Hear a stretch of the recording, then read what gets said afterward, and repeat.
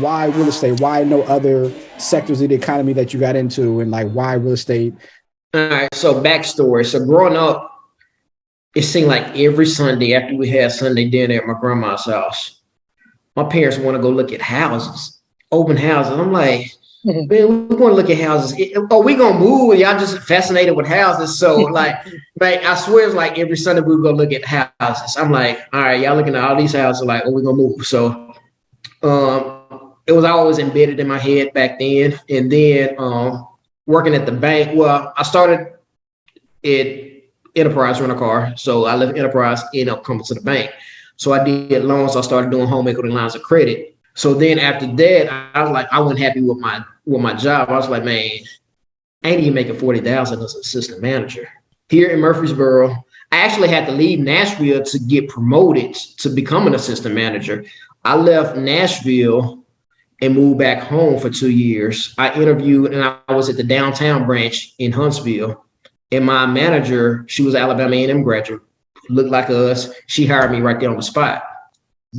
We killed the numbers down there. And it was like, how they doing? I'm like, y'all don't think two Black people can run the branch downtown Huntsville, which is uncommon back then, like to have two Black people running a branch. So she gave me my first spot. Then I ended up transferring back up to Murfreesboro 2 years later. Kept applying for branch manager position.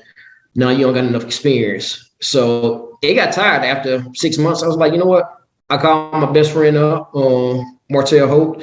He had just started his property preservation business, which dealt with real estate. And basically what that is they had contracts with different vendors, and they go in and basically when the house is going to foreclosure, they go in there and change the locks, get all the debris out, winterize it during the winter months, bid on any damages that may be done to the property.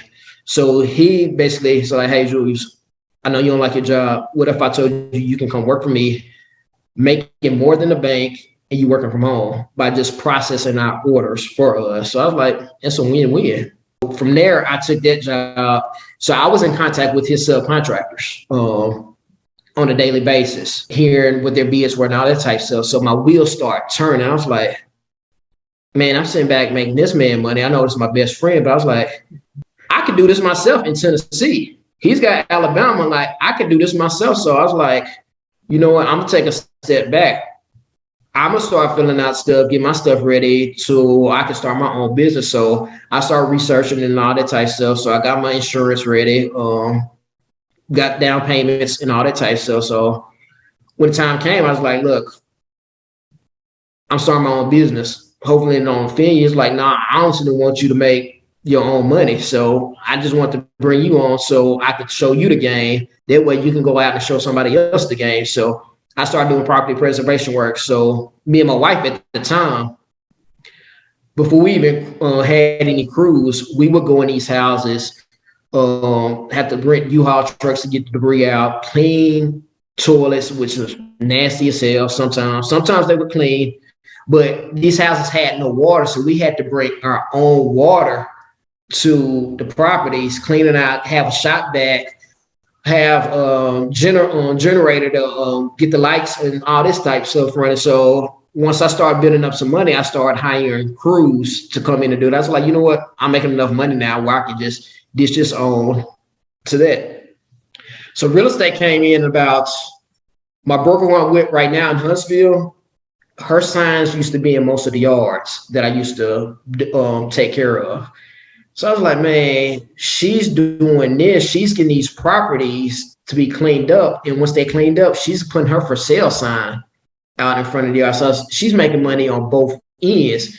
She's getting it out there. She's making money on the property preservation side. Then when it's ready to be sold, she's getting that money when the house sells from the bank. That's easy money. So I was like, you know what?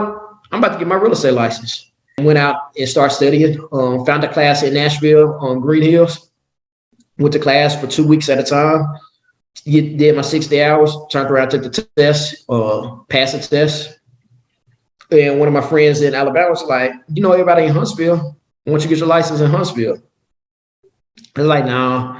She's like, Julius, you would do good down here. I'm telling you. I was like, all right. So I started studying for that test. A year later, passed it, and it's been up since. Like that's the best decision I could have made was get my license in Huntsville, because actually last year I did more business in Huntsville than I did in Nashville. For real? Yeah. Even because Huntsville's the number one city in Alabama now. The largest city in Alabama now is overtaking Birmingham. I see that show. Well, I mean, my wife watches more than me. Yeah. I see it, but it's like was it Married to Huntsville? Love Married to Huntsville. That's Martell. That's him. That's how I got on with the property. Him and his ex-wife, Mel. Yeah. That's how I work for their business. Yeah. Yep. That's crazy. It is. So every time I mention Huntsville, people are like, man, you watch Love, and I was like, man, that's my best friend. So Martell, your best friend. Yeah, yep. That's your frat brother. Man, I only watch that show. I know this dude. I feel like I do. I hear this dude around dating Sheree and this, and I be like, dude. So I'm like glancing by the show one day. I asked my girl, she like, yeah, like I'm like, who is that? The Martell dude? She like, yeah. I'm like, oh, how old is he? She was like, he like, he 40, yeah. Like, all right, I see it. Yeah.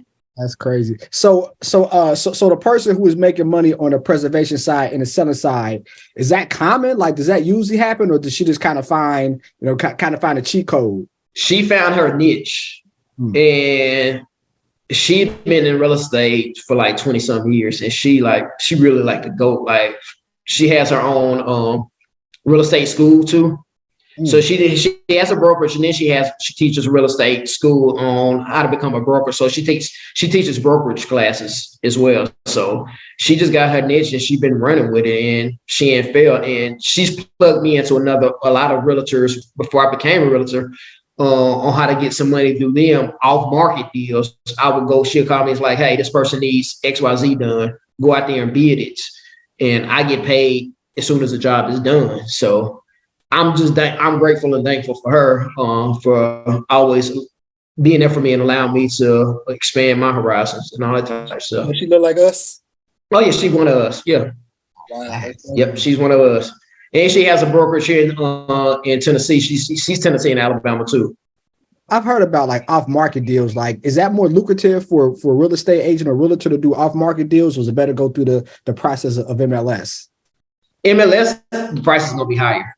So off-market deals, I got a guy right now. That's how he wants his off-market deals, because he said once they hit the MLS, the prices are gonna go even higher, and it's gonna be out his price range. So, funny story, I had an investor send me an offer on a property I got in Laverne up here, and I got it listed at $325, and they came in at like $290. I'm like, it's cash offer, but I'm like, I got finance deals, conventional loan deals, just asking for more than what I got listed for. I know you can close in 2 weeks, but my seller and we ain't going for that, because you couldn't in both our pockets right now. So that's what I was gonna say. I need all my 3%. You want more for the house because it helps your commission. My commission, and then it helps my seller too, because she gonna profit more. What's the housing market like in Nashville now? Because every time I come there, I'm like, bro, it's $1 million houses in neighborhoods that I'm like, when I was going to school at TSU, man, I'm like, I should invest it there. We should have. It's so crazy there now. Like, if we were taught this, yes, we could have brought up whole Jefferson Street. Man, my mom grew up right behind TSU off of Batavia. Like, and when I tell her like, those houses over there, like $500,000-$600,000. Like, I know. I'm like, yeah.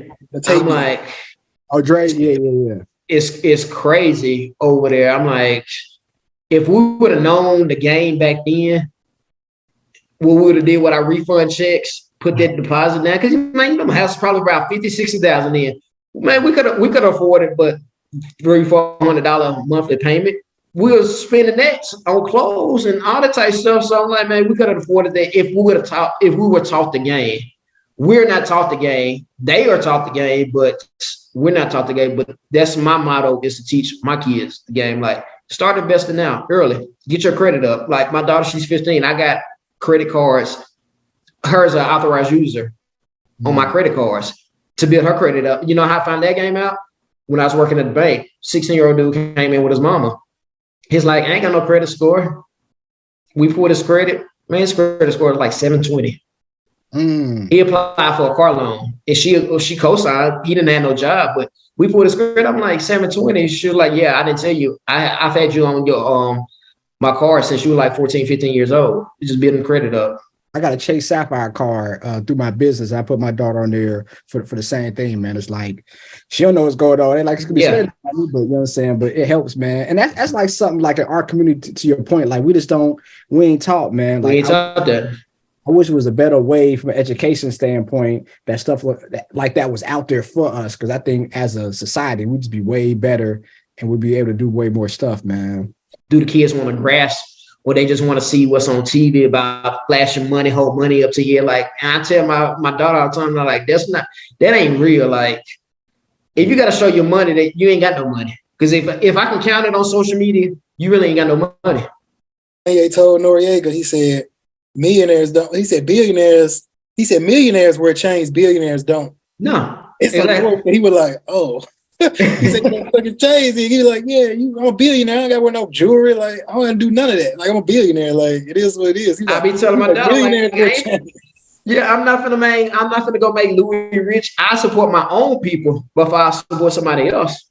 Yeah. You see what I got on right now? This is my company, Eugene Enterprises, in Polo. Like, I ain't I'm good on the rest of that stuff.